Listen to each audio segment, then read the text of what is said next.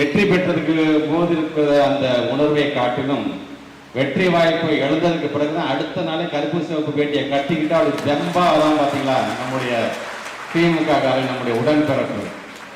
அதற்கு காரணம் முத்தமிழர் கலைஞர் இன்றைக்கு நமக்கான ஒரு ஆசானாக விளங்கி கொண்டிருக்கின்ற நம்முடைய கழகத்தினுடைய தலைவர் அவர். ஆக அப்படிப்பட்ட முத்தமிழர் கலைஞருடைய பிறந்த நாள் இன்னைக்கு தமிழ்நாடு முழுவதும் நாம் கொண்டாடுறோம். நம்ம பார்ட்டின்னு சொல்லணும், நம்ம ஒரு மூவ்மெண்ட், நாங்கள் ஒரு இயக்கத்தை சார்ந்தவர்கள் எப்படி நம்ம சொல்றோம். என்ன what is the difference between பார்ட்டினா என்ன, இயக்கம்னா என்ன? பார்ட்டி அப்படின்னு சொன்னீங்கன்னா ஏதோ ஒரு குறிக்கோளோடு அது நடத்தப்படும். அந்த குறிக்கோள் நிறைவடைஞ்சிச்சுன்னா நம்மளால ஒன்றும் பேசாம அமைதியாக இருப்போம்.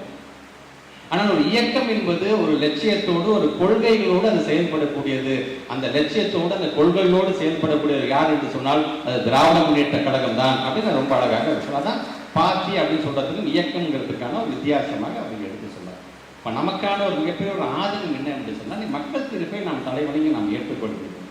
ஆனால் இன்றைக்கு இருக்கிறவர்களோட நீங்கள் உதாரணத்துக்கு நம்முடைய பச்சை தமிழன் பெருந்தவர் காமராஜர் இருக்கிறார் என்று சொன்னால் அவர் சிறு வயதில் எப்படியெல்லாம் கஷ்டப்பட்டார், வறுமையை அவர் எப்படி வாட்டி எடுத்தது, அவரால் பள்ளி படிப்பை கூட முழுமையாக நிறைவு செய்ய முடியவில்லை. ஒரு சுதந்திர போராட்ட வீரராக இருந்தார். அவர் முதலமைச்சராக உட்கார்ந்துட்டு ஒரு நாற்காலி. அந்த பச்சை தமிழன் பெருந்தவர் காமராஜரோட பெயரில் நம்முடைய திருச்சி மாவட்டத்தில் மாநகரில் ஒரு மிகப்பெரிய ஒரு நூலகத்தை நாம் எழுப்பி இருக்கிறோம் அப்படிங்கிறது நமக்கான ஒரு மிகப்பெரிய பெருமை. மற்றொன்று ஒரு சிறிய சிறுவன் தன்னுடைய சின்ன வயதில் கைப்பிரதியோட மக்களுக்கான அந்த விழிப்புணர்வை கொண்டு செல்கின்ற ஒரு சிறுவன். தந்தை பெரியார் பேரறிஞர் அண்ணாவுடைய உரைகளை உட்கார்ந்து கேட்டு அவர்களோடு உரையாடிய ஒரு சிறுவன். இந்தி திணிப்பை தன்னுடைய சிறு வயதிலேயே எதிர்த்த ஒரு சிறுவன். இப்படி உழைத்த ஒரு சிறுவன் நம்முடைய முத்தமிழர் கலைஞர் அந்த நாற்காலியில் முதலமைச்சராக உட்கார்ந்த ஒரு நாற்காலி.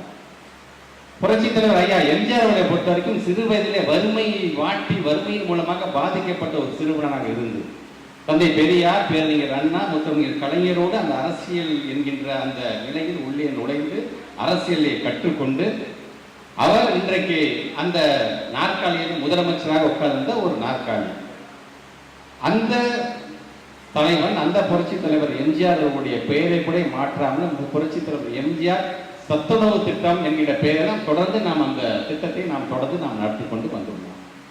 அதன் பிறகு திருமணமாகி ஒரு 2 மாதத்தில் எமர்ஜென்சி பீரியடில் கைதாகி போனவர் நம்முடைய கழகத்தினுடைய தலைவர். அது மட்டுமா படிப்படியாக எப்படி உயர்ந்து வந்தார், ஒரு சட்டமன்ற உறுப்பினராக எப்படி வந்தார், ஒரு மேயராக, துணை முதலமைச்சர், அமைச்சராக, துணை முதலமைச்சர், ஒரு படிப்படியாக வந்து பல்வேறு விதமான அனுபவத்தோடு அந்த நாற்காலியில் முதலமைச்சராக அமர்ந்திருந்தார். நான் கூட சட்டமன்றத்தில் பேசும்போது சொன்ன காலை உணவு திட்டம்லாம் ஒரு மிகப்பெரிய ஒரு புரட்சி. அந்த திட்டத்திற்கு மு.க. ஸ்டாலின் காலை உணவு திட்டம் என்று நீங்கள் பேர் வைக்க வேண்டும் என்று நான் சட்டமன்றத்தில் பேசினேன். ஆனால் அமைந்த ஆட்சி கூட திமுக ஆட்சின்னு சொல்லலை, மு.க. ஸ்டாலின் ஆட்சின்னு கூட அதை சொல்லலை. அதை ஒரு திராவிட மாடல் அரசு என்று சொன்னவர் நம்முடைய தலைவர் அவர்கள். இப்படி தொடர்ந்து அந்த நாற்காலிக்கு பெருமை தேடி கொடுத்தவர்கள். ஆனால் இப்போ இருக்கிறவங்க யார்? ஒரு மிகப்பெரிய நடிகனாக வர வேண்டும் என்று ஆசைப்பட்ட ஒரு இளைஞன். ஒரு 100 பேர் அடுத்த நிமிஷம் ஒரு 100 பேரை அடிச்சு துவம்சம் பண்ணக்கூடிய ஒரு